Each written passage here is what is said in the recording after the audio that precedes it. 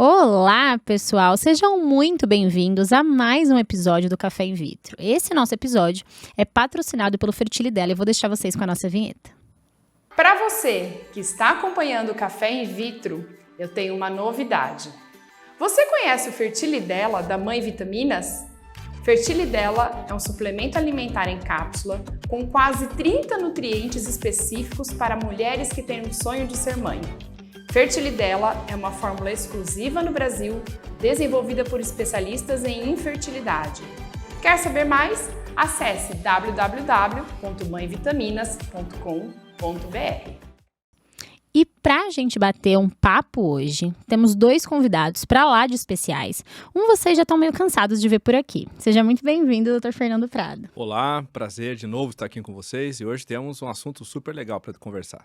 Hoje a gente vai falar, gente, sobre oncofertilidade. É um tema que eventualmente a gente traz por aqui, dando uma pincelada em alguns episódios, mas a gente nunca trouxe de fato um episódio inteirinho para falar sobre oncofertilidade feminina. E para isso não poderia ser outra pessoa. Seja muito bem-vindo, Dr. Juliano Bedowski. Obrigado, Amanda. Obrigado, Fernando. É um grande prazer estar aqui com vocês. E para a gente começar esse bate-papo, a gente fala muito, né, sobre, para pacientes que vão ser submetidas a um tratamento oncológico, procurar um especialista em reprodução assistida, mas o que de fato, seja a doença de base ou o tratamento oncológico, pode trazer de prejuízo para a fertilidade? Por que a gente se preocupa com isso? Bom, então, vamos lá. Eu sempre gosto de falar que são alguns fatores, tá?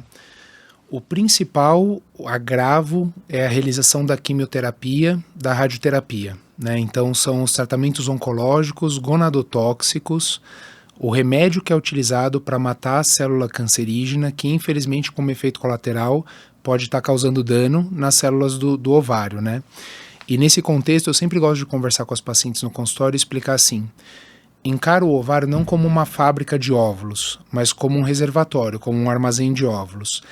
E infelizmente, como a gente não conseguiu ainda desenvolver medicamentos que sejam específicos para células cancerígenas. E esse medicamento vai estar atacando então esses óvulos que estão no armazém e infelizmente essa quantidade pode reduzir, o mesmo com a radioterapia.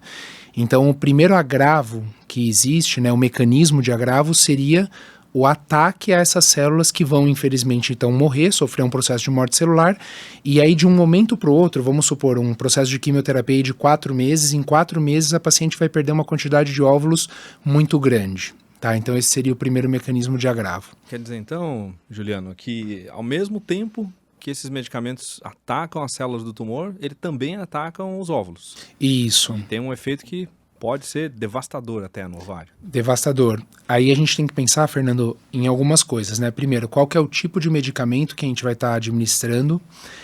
Quando a gente fala em quimioterapia, é difícil a gente falar numa monoterapia, geralmente é um regime. Então são alguns tipos de medicamento diferentes. E esses medicamentos, alguns deles atacam mais o ovário, outros atacam menos. Hoje a gente já consegue ter um entendimento de quais são as drogas, quais são os medicamentos que causam mais dano para o ovário, né? Outra coisa que a gente tem que pensar é a dose que vai ser utilizada. Então dependendo do regime de quimioterapia e do tempo que ela vai usar e a dose que ela vai usar, o ataque pode ser um pouco menor. E uma coisa fundamental que a gente tem que levar em consideração é a pessoa que a gente está cuidando, então o indivíduo. Quanto mais idade essa mulher, por exemplo, tiver, a gente sabe que naturalmente o número de óvulos vai reduzindo. A menopausa na vida da mulher é não ter mais óvulo no ovário. Então, quanto mais próximo ela está, então, ali dos seus 40, 50 anos, a quantidade de óvulos basal que ela tem é menor. Então, mesmo um medicamento que não ataque tanto, consuma poucos óvulos, pode causar um dano que é significativo para aquela pessoa. Ou até mesmo jovem, com uma mulher que tem uma reserva mais baixa. Já tem um estoque mais baixo, né? Então, a mesma dose em alguém que tem um estoque mais alto, logicamente vai afetar mais em quem tem um estoque menor, né? Isso. Aí, então, sempre assim, isso é uma coisa muito importante que a gente está conversando, porque eu acredito que o aconselhamento, ele deveria ser realizado para todos os pacientes que são diagnosticados com câncer em idade reprodutiva. É direito da paciente ter esse entendimento, sem julgamento, sem falar, não, ela já tem um filho, então vamos focar então só no tratamento oncológico e privar essa pessoa de receber essa orientação. Eu já vivi cenários assim atendendo pacientes diagnosticados com câncer. Então não cabe a gente julgar, ela tem que entender, receber a orientação. E se de repente ela já tem prole constituída ou não tem desejo de engravidar, no mínimo ela recebeu a informação e ela teve autonomia de decisão, de poder falar, então não quero fazer. E eu, hoje, sempre conversando com os oncologistas, eu sempre falo, independente de qual for o tratamento, pede para passar comigo, porque aí a gente vai estar entrando não só no primeiro agravo, que de repente uma paciente que individualmente ela tem uma reserva ovariana mais baixa e para ela, aquela quimioterapia que não é tão grave na maioria das mulheres, para ela poderia ser, qual que é o segundo dano, que aqui eu fico preocupado? O tempo que essa pessoa vai ter que gastar, não, vai perder até ser liberada para engravidar. Dependendo do diagnóstico oncológico, a paciente às vezes vai ficar 2 anos, 3 anos, 4 anos, 5 anos esperando para poder ser liberada para engravidar. Por quê? A gente faz o tratamento, né? Os oncologistas, vamos na visão de quem está fazendo tratamento oncológico. Você trata, você não quer que tenha nenhuma recidiva, nenhuma recorrência ao longo dos próximos tempos e ela estando grávida. Porque aí se tiver, você tem que atuar o mais rápido possível e voltar a tratar. Então você tem que ter uma certa segurança em saber que, olha, ela foi tratada. A gente vai falar em cura depois de 5 anos, mas pelo menos a gente fala, olha, os 2 primeiros anos são os anos mais importantes de recidiva recorrência. Então, bacana, ela está tratada e nesses 2 primeiros anos não teve nada, vamos começar a pensar se dá para liberar para engravidar ou não. Então, o segundo impacto é o tempo que a paciente tem que esperar para poder engravidar. E dependendo da paciente, então chegou às vezes com 35 anos, às vezes com o desejo já de engravidar, estava no planejamento dela engravidar num curto espaço de tempo, um câncer de mama. Dependendo do tipo de câncer de mama, o oncologista, após o término do tratamento oncológico, vamos colocar em uns 4 meses, 5 meses, ela vai, se for muito rápido, só em 2 anos ser liberada para engravidar. E aí o impacto da idade na dificuldade de engravidar. Então, além, de perder estoque, perder qualidade, ainda tem que esperar um tempo. Tem que esperar um tempo. E aí, quer dizer, nesse tempo ela vai envelhecer e, consequentemente, tem essa perda de qualidade também pela idade de número. Então, uma coisa acaba atrapalhando a outra mais ainda. Infelizmente é muito sinérgico, assim, sabe? E aí você tem que conversar de maneira muito delicada, porque essa paciente, é muito difícil a consulta para o oncologista também, né? Porque a paciente, ela chega extremamente sensibilizada pelo fato de ter recebido esse diagnóstico, né? E existe a pessoa quando recebe o diagnóstico, né, ela liga um modo de sobrevida, ela quer na hora já, não, vamos tratar, vamos começar o quanto antes. E o oncologista na consulta, ele tem que com maior delicadeza abordar vários assuntos. O todo, né? E às vezes essas questões de fertilidade são difíceis de abordar. Então às vezes a paciente, você chega no seu consultório, você vai ter que delicadamente ir colocando toda essa situação e a paciente às vezes está ainda digerindo todo aquele processo, né? E aí tem que falar do impacto da questão da quimioterapia, da radioterapia na reserva ovariana. E tem que explicar que, olha, a gente vai fazer a técnica de preservação, mas a gente tem que entender que não vai dar para usar, de repente, dentro de 1 ano, 2 anos. É uma discussão conjunta, multidisciplinar, e às vezes isso é difícil de você passar, porque a pessoa já está fragilizada e às vezes estava com desejo de engravidar e está adiando um pouco mais isso, né? Então é muito importante orientar isso na primeira consulta e que torne esse processo aí até difícil para o oncologista também abordar tudo isso na consulta. Por isso que eu acho que o aconselhamento seria muito importante para todas as pacientes independentes. Isso que eu queria te perguntar, pensando assim, nesse primeiro momento, a paciente teve o diagnóstico, às vezes alguém que está ouvindo, assistindo a gente, está passando por esse momento. Como que a gente pode ajudar? Quais são as possibilidades de tratamento? O que a gente pode fazer antes de iniciar uma quimioterapia, antes de iniciar uma radioterapia? Então acho que o mais importante, ela tem que ser encaminhada para um especialista em reprodução humana o quanto antes. Isso é o fundamental. Tempo, né? Ela não tem que, então, por exemplo, a paciente foi diagnosticada, eu vou usar um dos exemplos mais comuns, câncer de mama. Aí vai fazer a cirurgia para depois procurar um oncologista, dependendo do tratamento, para fazer a quimioterapia, né? Tem algumas pacientes que acabam fazendo antes. Mas vamos supor que seja esse fluxograma. A paciente foi diagnosticada, ela sabe que vai receber um tratamento que vai causar uma queda da reserva ovariana, um dano ao trato reprodutivo, né? A questão dos ovários. Ela tem que procurar o especialista o quanto antes, tá? Porque ela tem que receber aconselhamento específico pelo especialista de reprodução humana. Então, a minha principal dica em relação a isso seria, tem que procurar informação de boa qualidade o quanto antes. Porque aí o que acontece com o especialista de reprodução humana? A gente vai ter um leque de possibilidade muito grande para oferecer para essa paciente. E aí a gente vai poder estar discutindo técnicas de preservação de fertilidade, que eu acho que é bacana a gente estar abordando para as pacientes, para já ter um conhecimento das técnicas que a gente pode estar utilizando, mas também, mesmo que de repente a paciente não tenha a possibilidade de estar realizando o tratamento, e isso acontece por diversos motivos, ela já vai ter um entendimento do que ela pode estar fazendo depois, tá? Então eu vou dar um exemplo. Pacientes com leucemia, assim, né? Às vezes acontece, e leucemia, às vezes a paciente chega clinicamente instável, ela chega clinicamente mal e ela precisa começar o tratamento o quanto antes. Ela não tem tempo de fazer um tratamento, por exemplo, de congelamento de óvulos, né? Que demoraria aí pelo menos uns 14, 15 dias se você começar no mesmo dia. E você não tem essa oportunidade. Mas você pode conversar com um oncologista e discutir com ele qual é a quimioterapia que ele vai estar utilizando e se de repente ele consegue usar algum medicamento menos gonadotóxico para aquela paciente. E se isso acontecer, você fala para a paciente, eu não consigo fazer nada agora, mas vamos combinar o seguinte, depois do término do tratamento, em 6 meses você volta aqui, ela vai ter sofrido um agravo na reserva ovariana, mas às vezes a gente está falando de uma mulher muito jovem e a gente vai ter uma oportunidade mesmo no pós-tratamento de realizar um ciclo de preservação de fertilidade. Ela teve um impacto.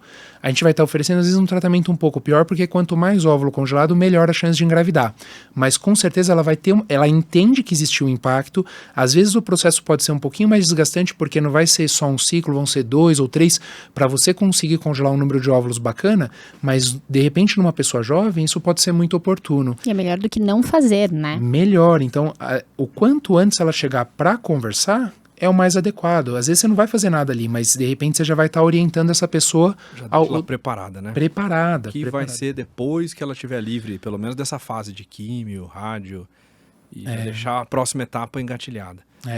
Então, se tem alguma pessoa vendo o nosso podcast, teve o diagnóstico de câncer, ou de repente, gente, se alguém da família, sabe, em idade reprodutiva, sempre tem que receber aconselhamento. Eu acredito que vocês têm que conversar. Às vezes a pessoa, você pensa que a pessoa recebendo esse tipo de orientação e está ligada, está antenada nisso, mas receber a notícia de um diagnóstico oncológico é tão pesado, é tão difícil que às vezes a pessoa não consegue enxergar um quadro mais amplo.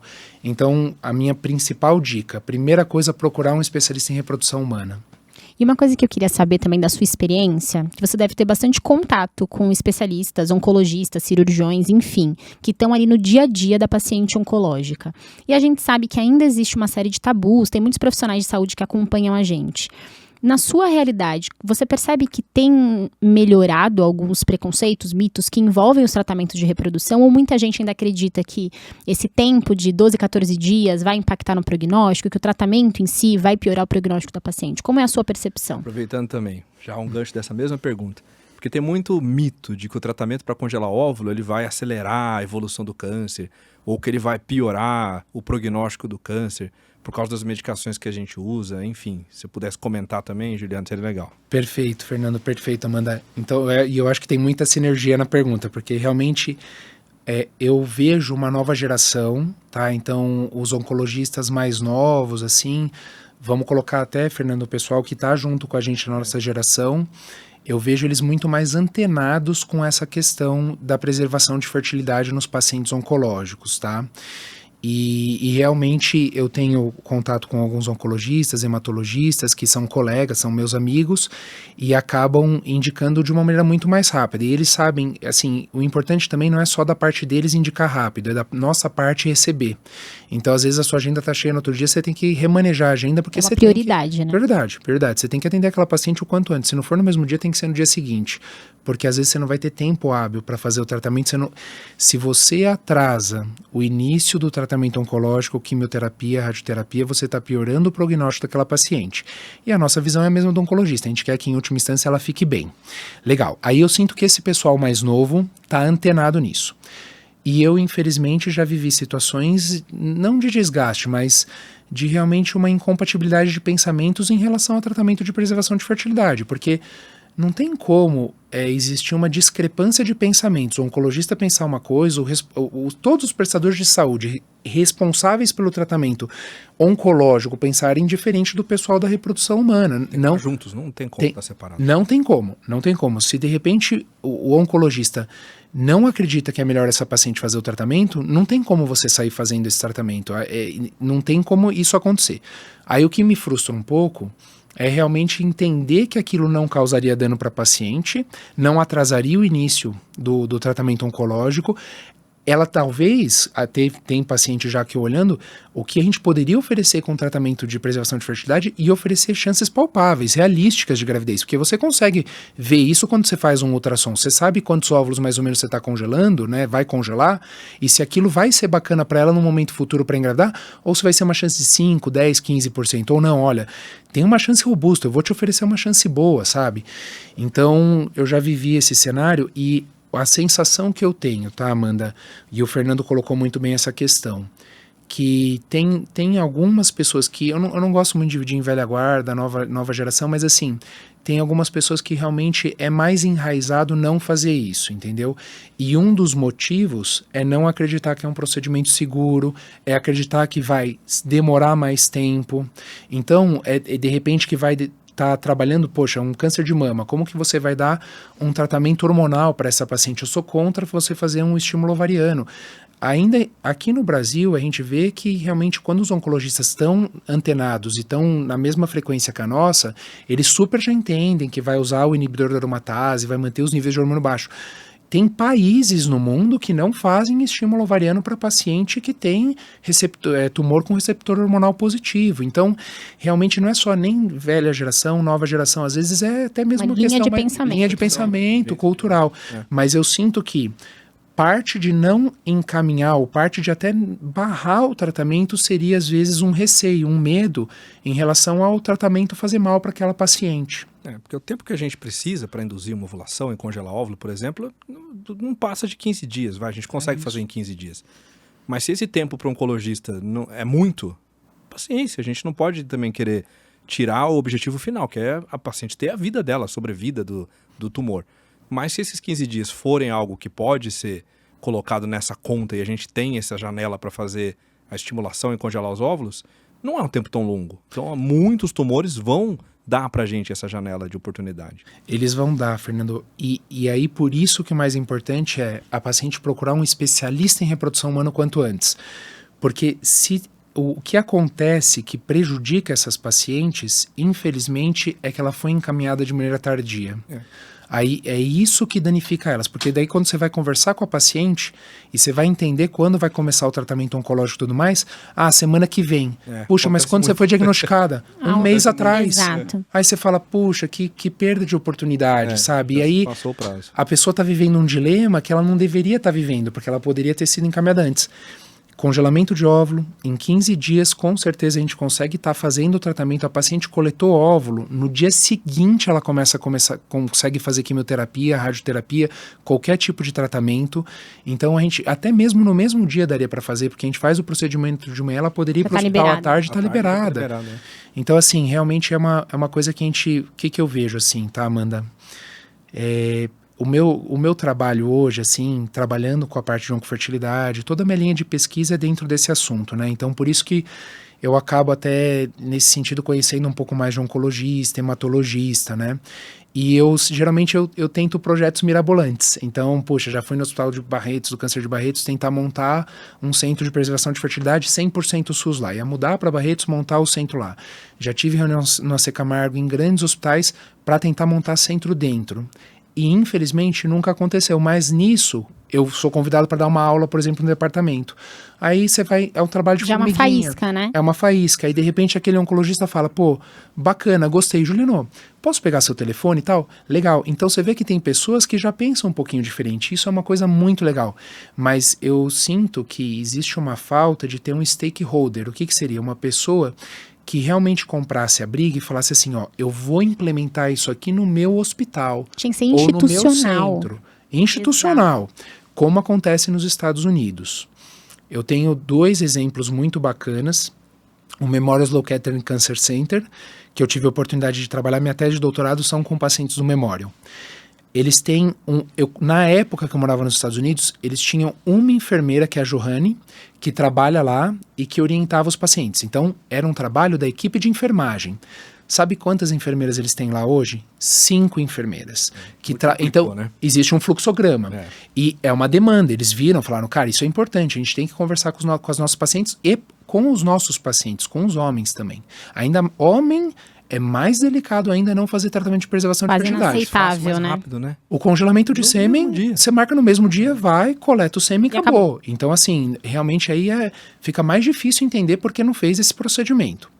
E o outro serviço é o MD Anderson, da doutora Terry Woodward. Aí é uma médica, existe o Centro de Reprodução Humana do Baylor College, e o MD Anderson é atravessando a rua. Então ela tem um contrato, 80% MD Anderson, 20% Baylor College. E ela trabalha lá. Na época que eu conversei com ela, assim, também quando eu estava lá, 2012, 2013, ela falou que naquele ano ela tinha atendido 400 pacientes em idade reprodutiva diagnosticados com câncer. Ela tinha feito tratamento em 200. 50% dos pacientes foi só aconselhamento. E por questões clínicas, por questões de desejo, as pessoas não queriam, mas de coração, 50% é muito grande esse número. Muita coisa. É muito A alto. gente não deve ter essa estatística no Brasil, mas de olhado que eu atendo no consultório, não chega a 5% do que eu atendo. Fernando, ó, eu vou te dar esse número porque isso é uma coisa que eu sempre penso no tamanho do mercado. Então, o que realmente acontece, quantas pessoas a gente consegue estar ajudando com técnicas de reprodução diagnosticadas com câncer. O INCA acabou de publicar estimativas para o ano de 2023. Serão diagnosticadas com câncer aproximadamente 700 mil pessoas no Brasil. 703 mil pessoas.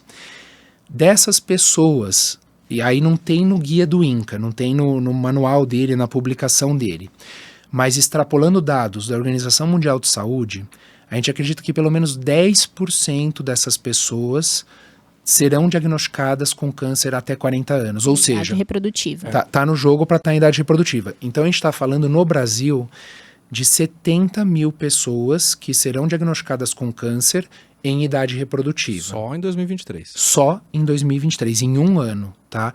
Então, quantas pessoas são aconselhadas? Quantas pessoas realmente recebem essa informação, independente de poder ou não fazer alguma coisa, mas entender que isso efetivamente acontece e na profundidade que a gente consegue orientar os pacientes.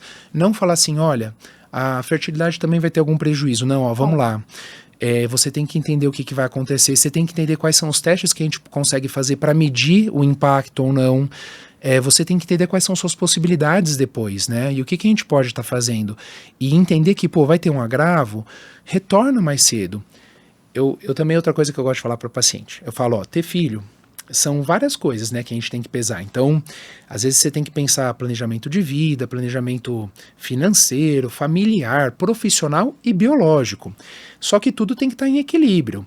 Chega uma hora que às vezes o biológico pesa um pouco mais e aí a pessoa tem que se replanejar de acordo com isso. Puta, eu recebi uma notícia ruim aqui, será que não vale a pena eu fazer um repaginamento aqui, discutir de novo, então quais vão ser minhas prioridades agora de momento? Porque isso aqui, o doutor tá me orientando que é grave, então merece rediscutir. E a minha chateação hoje, Amandinha, é que infelizmente as pessoas não recebem essa orientação, sabe? Então, pelo menos o poder, a autonomia de ter informação para poder tomar a decisão certa era o mais valioso, né? E a gente vai estar do lado. Se não pode fazer, não pode, não dá para fazer. E isso é legal, o papel não só do Café in Vitro, mas de outras iniciativas, mas o nosso especificamente é trazer informação de qualidade para que as pessoas possam ter essa informação, não só o paciente, mas os médicos, oncologistas também, e o especialista em reprodução humana. A gente não pode também nos eximir dessa história, a gente tem que fazer a meia-culpa também. A gente atua pouco na conscientização dos oncologistas e da população sobre isso. Fernando, maravilhoso. Você sabe que quando vocês me convidaram para vir para cá, e ainda mais nessa temática que eu sou apaixonado, foi exatamente o que eu pensei. Ainda mais, né, Amandinha, quando a gente estava definindo sobre o que a gente vai conversar, eu falei, é exatamente isso, a gente está cumprindo o nosso papel, a gente tomara que tenha um impacto grande, mas assim, independente, é um trabalho, mesmo que seja de formiguinha, é um trabalho. Então, se tem um stakeholder, tem um cara dentro de um serviço oncológico que monta, legal. Se tem políticos que de repente criam, sei lá, política de saúde pública, vamos, a gente vai oferecer isso via SUS para as pacientes. Eu vou dar um exemplo nesse tópico. Nos Estados Unidos, Vocês sabem que alguns planos de saúde, então, cobrem até tanto tratamento de fertilização in vitro. Existem alguns estados que é mandatório o convênio cobrir tratamento de preservação de fertilidade, independente se cobre não sei quantos tratamentos de fertilização in vitro ou não, então tem estados que cobrem. Outro dia no congresso eu estava vendo uma coisa muito legal, é um trabalho que a pesquisadora levantou quantas pacientes fizeram tratamento de preservação de fertilidade, né, congelamento de óvulo, congelamento de espermatozoide ou de embrião, por motivo oncológico, quantas fizeram vaquinha online. Vaquinha online. No Brasil? E nos Estados Unidos.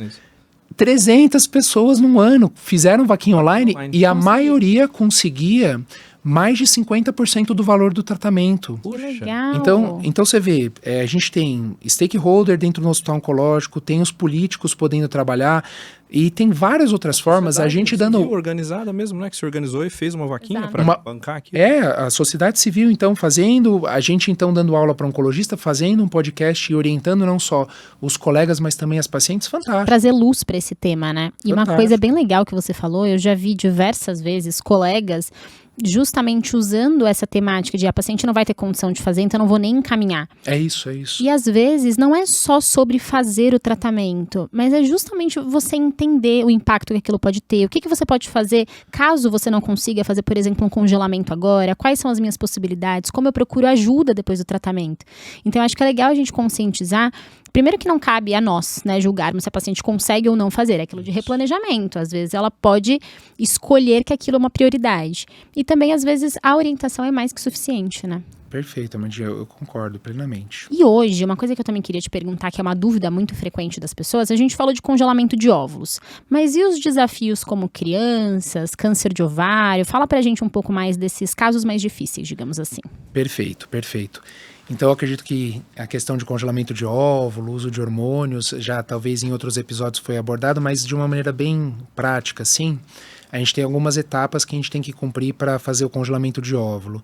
Então, naturalmente, o ovário de uma mulher libera um óvulo por mês, só que isso não significa que é a reserva total que ela teria de disponível naquele mês. E a gente pode fazer ela ter mais óvulos, né, coletados do ovário, né, ovulados, é que a gente coleta o óvulo antes, mas por meio de um tratamento hormonal que geralmente dura uns 10 dias, tá? 10, 11 dias.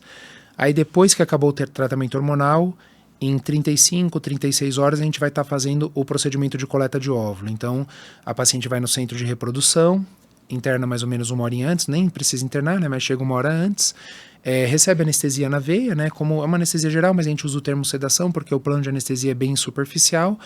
Aí, com ultrassom transvaginal e uma agulhinha pequena acoplada em cima dele, a gente consegue então já furar ali o canal vaginal e pegar os óvulos do ovário, né? E o congelamento é feito no mesmo dia, depois de algumas horas.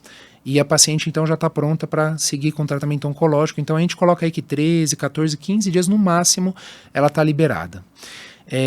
Para a gente fazer isso é um tratamento minimamente invasivo, né? Então a gente consegue, para coletar óvulo, esse furinho é muito pequeno, o risco de sangramento, de infecção é muito pequeno. Mas quais são os desafios que a gente vive, e tem uns cenários específicos, mas num contexto geral da paciente oncológica? Essa paciente tem que estar clinicamente bem para começar o tratamento quimioterápico, né? Então ela tem que realmente, ela não pode correr o risco de algumas complicações, né? Então se uma paciente de repente tem algum sangramento aumentado ou alguma infecção do procedimento, que são quadros muito raros, com certeza menos de 1%. Ou, de repente, se ela tem uma síndrome de hiperestímulo ovariano, que aí já é uma complicação que já não é tão mais rara, e a gente tem que estar muito antenado no público da oncofertilidade nas pacientes diagnosticadas com câncer, de realmente tentar minimizar ao máximo isso, aí já começa a se tornar um pouco mais delicado. Então, os desafios que a gente enfrenta já começam por aí. Ela tem que estar bem para seguir com o tratamento, né? Então a gente tem que estar muito antenado nisso. Essa é a primeira coisa. A segunda coisa é entender se a paciente tem condições clínicas boas para fazer o tratamento. E aí o principal cenário desafiador são as doenças hematológicas, e não só os cânceres hematológicos, não só leucemia e linfoma. Anemia aplásica, HPN, às vezes a paciente chega com uma quantidade de plaqueta muito baixa, então assim, você tem que trabalhar com o hematologista em conjunto, porque não é incomum essas pacientes elas irem para o hospital um dia antes do procedimento de coleta para receber ali suplementos sanguíneos, então ela recebe concentrado de plaqueta ou até mesmo concentrado de massas para poder fazer o tratamento. Para tolerar, né, o Para tratamento. tolerar o tratamento. Então, assim, é extremamente importante ter uma comunicação ágil e entender que essas pacientes, elas estão clinicamente instáveis, então, e que o seu tratamento pode causar um dano muito importante nessa paciente. Então, isso seriam quadros um pouco mais delicados, né? Então, acho que isso, dentro do cenário da oncofertilidade, eu acho que isso é o mais comum.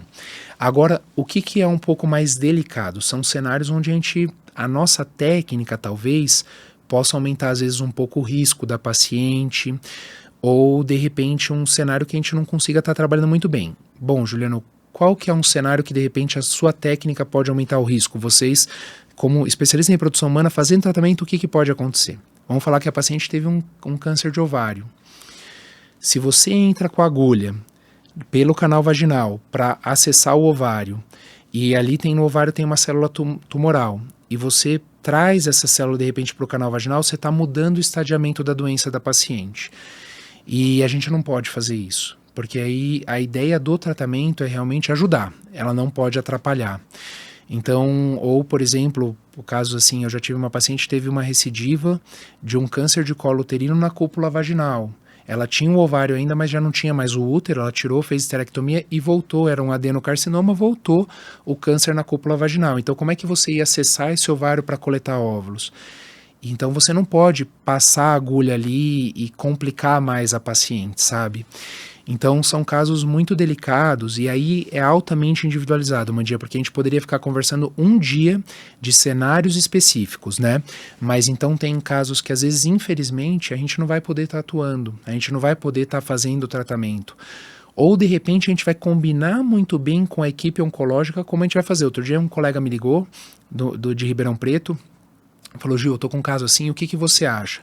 Eu falei, olha, para o meu conhecimento, na literatura médica tem uma solução para esse caso. O que era? Era um tumor ovariano.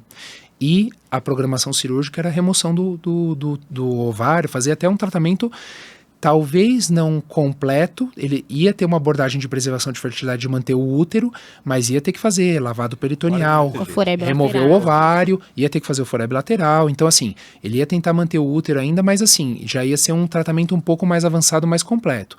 Eu falei, não dá para coletar óvulo dessa paciente, o que você pode fazer que tem relatos de caso?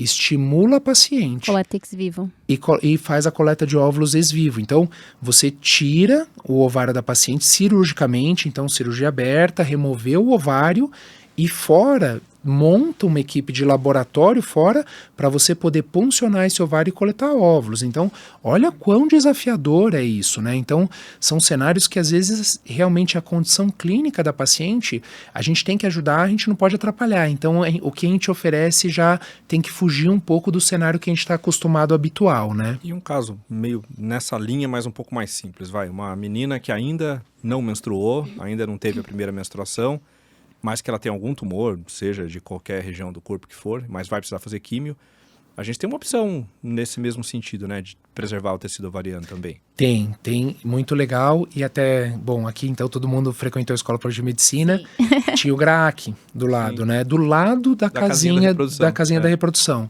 E eu não sei você, Fernando, não sei você, Amandia, mas na minha época eu participei de dois congelamentos de tecido ovariano de pacientes pré-púberes, né? Pré-púbere, então, é o termo que a gente usa quando ainda é garota que não teve o primeiro ciclo menstrual. E por que é importante a gente separar em pré-púbere ou quem já entrou na puberdade? Porque quando a garota está no estágio pré-púbere, você não consegue induzir a ovulação, você não consegue fazer... Não adianta dar hormônio, né? Não vai crescer óvulo. Não vai crescer óvulo porque ela ainda não ativou, não conseguiu entrar no eixo, não amadureceu. Então, a gente tem que fazer... O que a gente pode oferecer nesse sentido? Aí que é muito interessante. A gente tem que entender qual que é o dano que ela vai estar recebendo, porque, poxa, a gente vai tirar um ovário dela, será que o dano que ela vai estar recebendo maior, né? É maior, justifica, mas, puxa, alguns cenários definitivamente o dano é maior. Então, beleza. Tem uma programação, de repente, aí é muito legal, cirurgias oportunísticas. Vai colocar o portocate, ou não, vai fazer um procedimento no centro cirúrgico, maravilha. Entra já a equipe de cirurgia pediátrica, porque são cirurgias diferentes, principalmente quando são garotas mesmo, muito em estágio pré-púbere. Aí é melhor uma equipe de cirurgia pediátrica entrar e, de repente, dependendo do que está acontecendo, congelar fragmentos do ovário ou até mesmo remover um ovário inteiro e processar esse ovário no laboratório para estar oferecendo congelamento de tecido ovariano. Congelamento de tecido ovariano, Fernando, eu fiz um levantamento há pouco tempo atrás, a gente publicou em 2022, começo de 2022, então a gente levantou praticamente até final de 2021. A gente acredita que a chance de uma paciente conseguir engravidar depois de ter feito o congelamento e o autotransplante, ou seja, transplantar esse tecido ovariano anos depois, é no mínimo de 20%. Que é uma taxa, se a gente for olhar Significativo. em relação ao que é uma fertilização in vitro, por exemplo, em mulheres com mais de 40, 20% é até mais do que a gente tem. Exato. Com certeza, com certeza. E ainda mais esse caso de garotas pré-púberes, ainda não são muitos centros que fizeram. Eu acho que tem muito tecido congelado que ainda não foi transplantado de volta. Talvez nesse cenário, porque quando você congela muitos óvulos, né, a garota pré-púbere tem uma reserva ovariana incrível.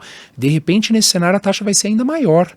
Então, levando em consideração o número de ovários que são congelados, o número de transplantes que são feitos, eu acredito que a gente vai ter dados mais animadores no momento próximo, no momento futuro. E o interessante do congelamento de tecido ovariano é o local que você pode colocar depois, né? Que pra gente, até pra gente que é médico, é uma coisa meio fora do usual, né? A gente colhe, porque todo mundo pensa, vou pôr de volta no local do ovário. Sim, é um local que todo mundo imagina.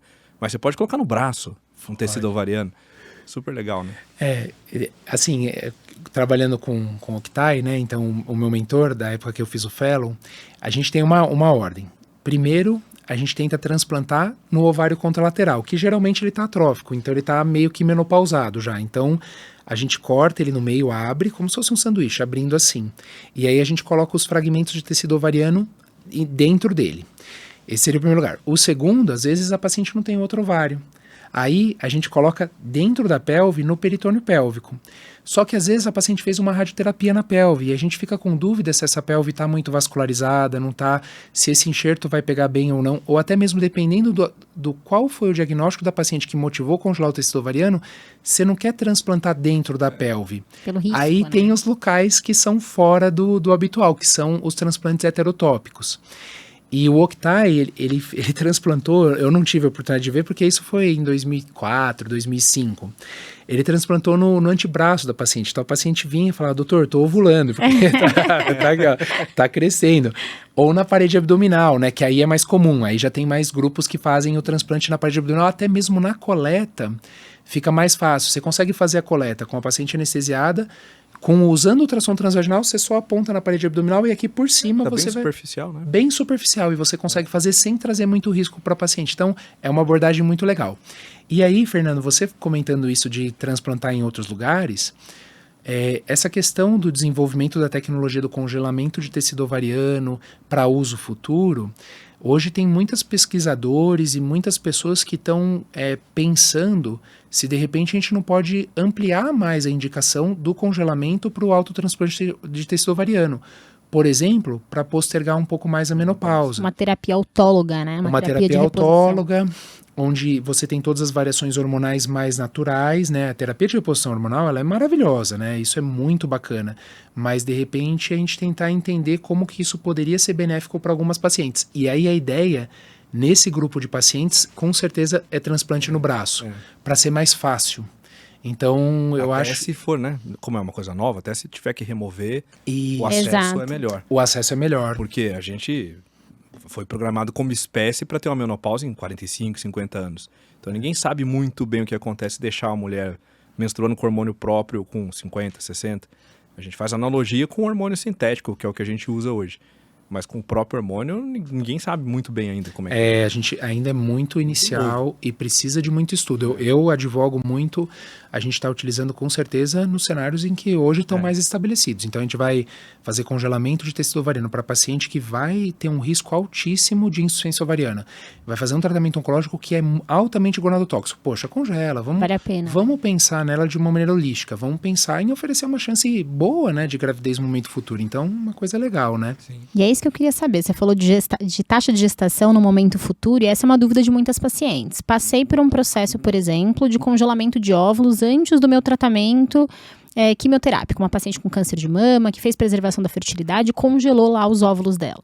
Primeira pergunta que eu queria te fazer, elas voltam para utilizar esses óvulos? Na sua experiência, como que funciona? Olha, isso é uma coisa que chama muita atenção. Eu vou dar um dado que pode até chocar.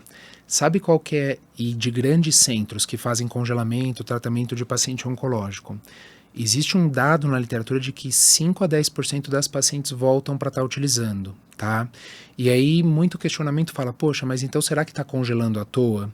É que isso está começando a ser utilizado de uma maneira maior atualmente. E a jornada da paciente para utilizar novamente os óvulos que foram congelados ou os espermatozoides que foram congelados, né?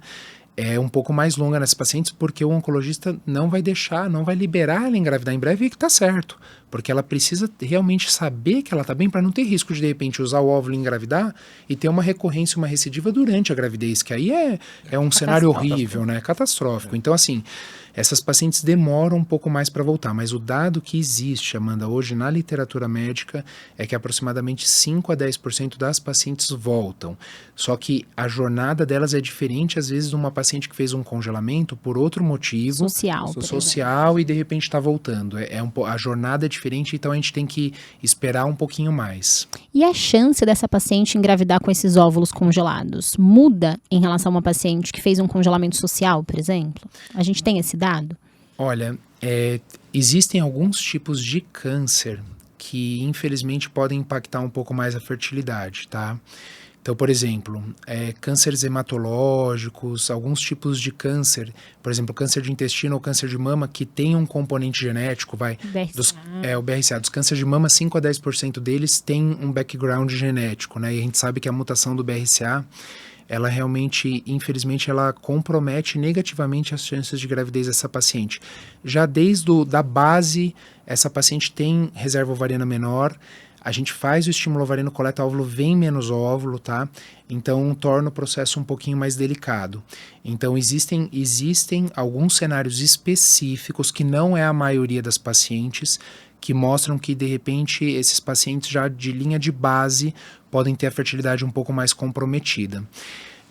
Outro dia eu atendi um rapaz, 19 anos, bem novinho, a avó dele faleceu de câncer de intestino, o pai faleceu de câncer de intestino e ele foi diagnosticado com câncer de intestino. Aí né? 19 anos? 19 anos, e foi piorando conforme a geração foi passando, então a mutação foi piorando.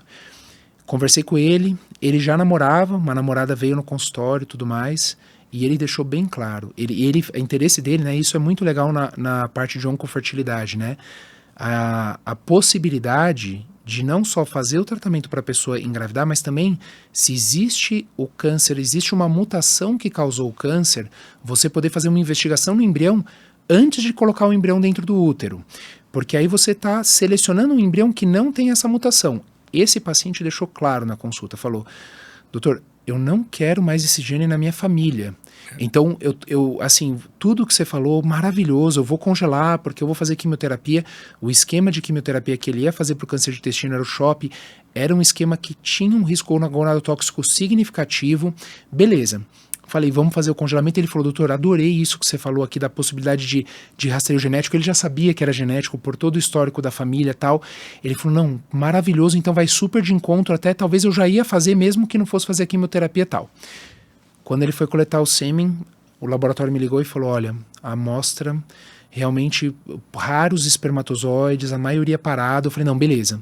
Liguei para ele, vamos tentar coletar o quanto antes. E já liguei para um oncologista, olha, a gente está com um cenário um pouquinho mais delicado, até quando você consegue me dar aqui de flexibilidade? Ah, não, Gil, essa semana para começar a semana que vem. Falei, maravilha.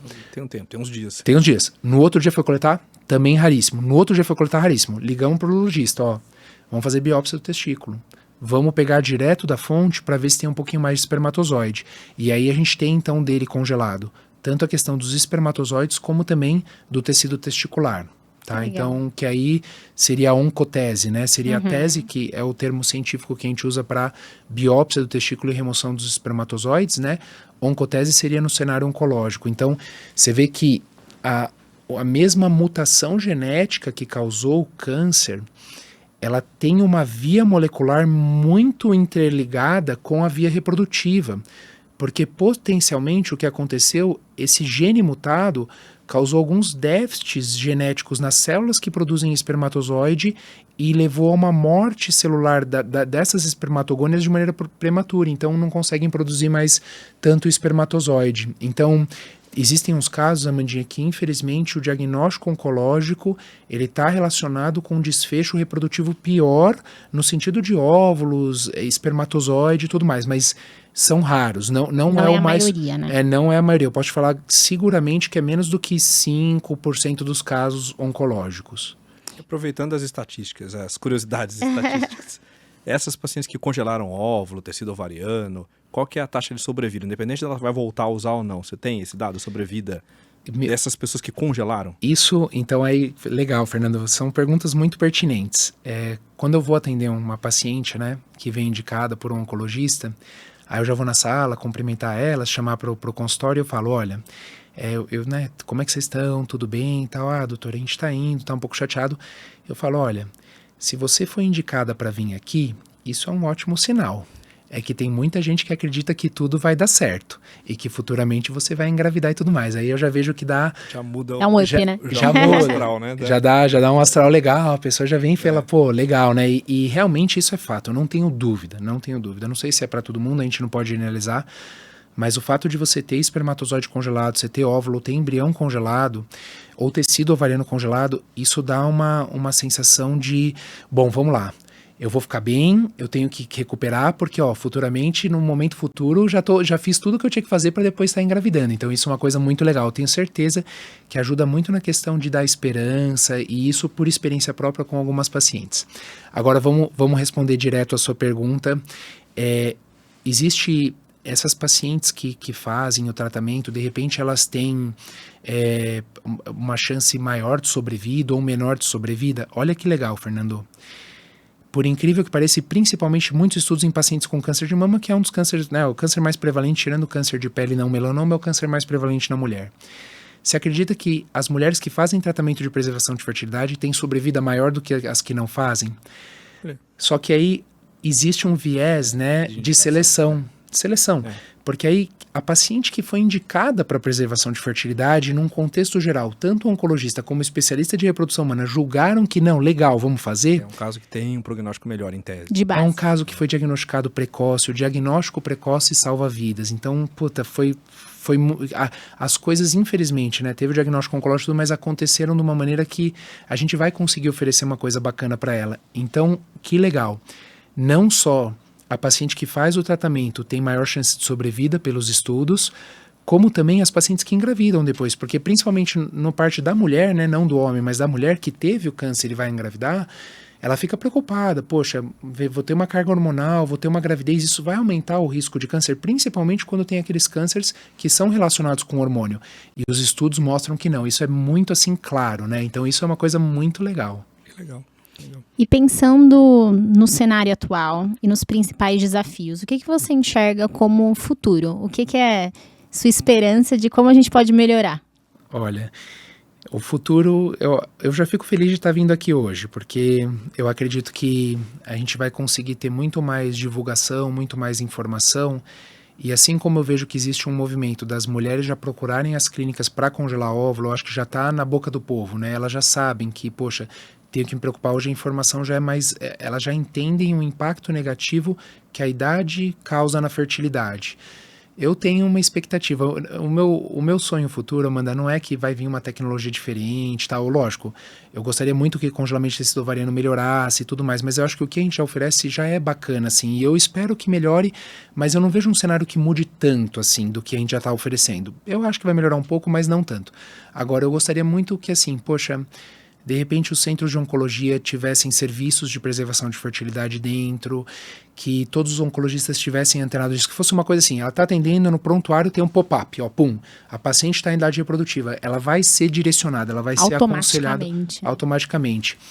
E aí, eu ultimamente, fora da medicina, uma coisa que me entretém muito é a inteligência artificial. E eu tava vendo outro dia que, por inteligência artificial, os caras estão conseguindo, com exames de mamografia, diagnosticar o câncer, 4 anos antes do que seria diagnosticado. Então, essas pacientes vão diagnosticar mais cedo, elas vão ter uma taxa de sobrevida maior, sabe? Então, eu acho que o futuro, se Deus quiser, a informação vai estar mais à solta, as pacientes vão estar conhecendo mais e a gente vai conseguir estar oferecendo mais esses tratamentos para mais pessoas por culpa do diagnóstico precoce. Isso é o que eu penso. E para quem está ouvindo a gente, talvez tenha acabado de ter um diagnóstico oncológico, algum familiar está passando por esse momento, o que você daria de dica nesse sentido? Do que a gente pode oferecer, enfim, uma mensagem que você deixaria para essas pessoas? Para uma pessoa que foi diagnosticada com câncer agora, né? Exatamente, aí em idade reprodutiva. Tá. Eu acho que o mais importante, dentro da condição que a pessoa tem para realizar toda a questão do tratamento, do segmento, ela tentar se cercar de pessoas boas, né? Então, assim, eu entendo que o mais importante é você ser rápido na jornada do tratamento. E isso é o mais importante, sem sombra de dúvidas. Então, tem que começar a fazer o exame já faz o exame o quanto antes, para poder já dar para o médico o exame, ele poder propor qual que é o tratamento, e tudo isso acontecer de uma maneira rápida. E entender, se cercar de pessoas boas para conseguir entender o que pode ter de comprometimento ou não, e fazer o que for possível. Se de repente não é possível estar realizando congelamento de óvulos, seja por questões clínicas, né? A paciente não pode, clinicamente é uma leucemia, tem que começar a quimioterapia amanhã, não dá para fazer, ou até mesmo questões financeiras, que de repente, infelizmente, a gente não tem ali um serviço, tem serviços, né? Até SUS, o Pérola Byton tem um programa muito legal com pacientes de oncofertilidade, eu não sei como é que funciona isso atualmente, mas assim, se não puder, tudo bem, mas pelo menos receber orientação, acho que isso é o mais importante. E muita força, Mandinha, é o que eu desejo, porque não é fácil assim, né? A gente está falando de pessoas em idade reprodutiva, então possivelmente essa pessoa tem um pai, tem uma mãe, irmão, irmã, e é muito delicado, assim, sabe? Então, eu acho que isso tem que ter muita força, assim, garra, sabe? O que eu falo para paciente no final da consulta, eu falo, o que eu te desejo agora é força. Vamos lá, vamos fazer o tratamento, eu vou estar do seu lado, vai tentar ofertar tratamento em nível de excelência, vamos fazer o melhor para que dê certo. E muita força para começar a jornada. E geralmente, Amandinha, quando o tratamento começa, recebe quimioterapia, pega o primeiro exame, já melhorou, sabe? Aí isso já vai motivando mais a pessoa, sabe? Então, se agarrar em coisas boas, em pensamentos bons, é o que eu desejo. E para os profissionais de saúde que acompanham a gente aqui, que são muitos, o que vocês deixam de mensagem final? Vou pegar um gancho no que o Dr. Juliano falou, porque eu acho que ele falou tudo que a gente tinha que discutir sobre o tema durante esses minutos que a gente está aqui conversando, muito proveitoso. Mas vou pegar um gancho e trazendo essas coisinhas. A primeira coisa que eu achei mais legal que você disse é a história do não julgamento. Porque eu acho que isso é uma coisa que a gente tem que aprender no primeiro dia que a gente pisa na faculdade de medicina. Médico não é juiz, a gente não tem que julgar. Até porque as verdades são transitórias não só na medicina, mas na vida também, né? O que era impossível há um tempo atrás, que era congelar o óvulo e ele descongelar com uma chance real de ter gravidez, a gente tinha perdas de 80%, 90%. Hoje a perda é menos de 5% no congelamento. Então, quer dizer, se eu deixasse de congelar um óvulo porque era uma técnica que não era boa, hoje não é mais assim. Então, não dá pra gente julgar. Muito bem sobre isso em relação ao prognóstico. Os diagnósticos hoje são mais precoces, os tratamentos que a gente tem de químio, de rádio, hormônio, imunoterapias, eles são muito mais sofisticados e com muito mais sucesso do que a gente tinha antigamente, ou seja, as mulheres jovens que estão em idade reprodutiva e que talvez tivessem um desfecho negativo, não iam sobreviver por muito tempo, hoje elas vão sobreviver e essas coisas estão mudando constantemente. Então a gente não pode falar, esse caso não vai funcionar, então não vou nem me preocupar. Não compete a nós, é isso que você disse mesmo. A informação está aqui, você vai procurar o médico especialista em reprodução, ele vai te dizer se dá, se não dá, qual é a chance, e depois a gente vai decidir em conjunto com as equipes. Acho que isso a gente não pode tirar esse direito das pessoas.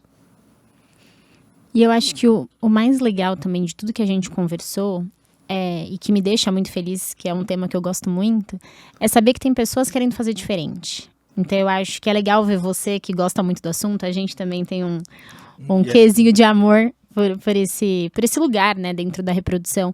E trazer para os profissionais que acompanham a gente que, assim, busquem informação, né? Então, embora exista muito uma cultura principalmente que a gente conversou, enfim, e que carrega também esses tabus envolvidos na reprodução, procurem informação, conversem com os colegas, né? Eu acho que essa oportunidade que você falou de às vezes dar aula dentro desses centros, então assim, vamos tentar nós todos, como profissionais de saúde de N áreas, mobilizar mesmo o mercado para que isso de fato vá criando uma necessidade, né? Perfeito, Amandinha. Eu acho que, Fernando, Amandinha, é isso aí. Se eu for dar uma dica para os colegas, tá? O que eu acredito? Às vezes dá uma desanimada, assim, porque a vontade é grande, né? Você quer fazer, você fala, puta, vou montar um centro dentro de um serviço e aí às vezes dá uma desanimada, você fala, poxa, não vai funcionar nunca, né? Mas a gente tem que pelo menos fazer a nossa parte. Então, se a gente tem possibilidade de repente ser convidado para dar uma aula em algum lugar e participar do podcast, vir falar, conversar com um amigo que é oncologista, então um colega, formou com você, tudo, falar, você está encaminhando seus pacientes, tudo, porque às vezes a gente não tem noção do impacto, sabe? Porque realmente às vezes muda a vida de muitas pessoas. Poxa, hoje eu tenho esse círculo de amizades aí e tem pessoas que me mandam frequentemente pacientes e foi por culpa de uma oportunidade de ter me conhecido num momento e quantas pessoas foram beneficiadas por culpa disso, né? Então, assim, eu acho que às vezes o trabalho de formiguinha eu não vejo com tão maus olhos hoje, sabe? Tudo vale a pena. Sempre que a gente faz de uma maneira pura, transparente, ética, vai ser bom, sabe? Então eu acho que é importante as pessoas saberem o que a gente pode oferecer. Isso é fundamental. E o nosso trabalho como pessoas que trabalham na área de reprodução humana, tudo independente, não só médico, embriologista, enfermeiras, todo mundo, psicólogos que trabalham na área, é tentar divulgar. Isso faz parte, né? Eu acredito que faz parte da gente ser um bom médico, né? Não é só o assistencialismo, né? Trabalhar com pesquisa, trabalhar com ensino, né? Então isso entraria dentro do ensino, né? Divulgar. Eu acho que vale muito a pena. Gente, eu amei nosso bate-papo de hoje. É que eu não posso falar isso, que senão as pessoas ficam enciumadas, mas acho que é meu episódio favorito. Bom, eu amei também, eu sou suspeito, viu? Amanda casa com esse tema literalmente. Exatamente. Então, muito obrigada por terem participado do episódio de hoje. Eu espero que esse episódio seja muito compartilhado, que muitas outras pessoas tenham a possibilidade de ouvir esse nosso bate-papo de hoje e que se a gente conseguir ajudar uma pessoa do outro lado, eu acho que já vai ter valido a pena, né? Com certeza, Amandinha, com certeza. Então, espero que vocês tenham gostado do episódio de hoje. Um beijo, tchau e até a próxima. Tchau!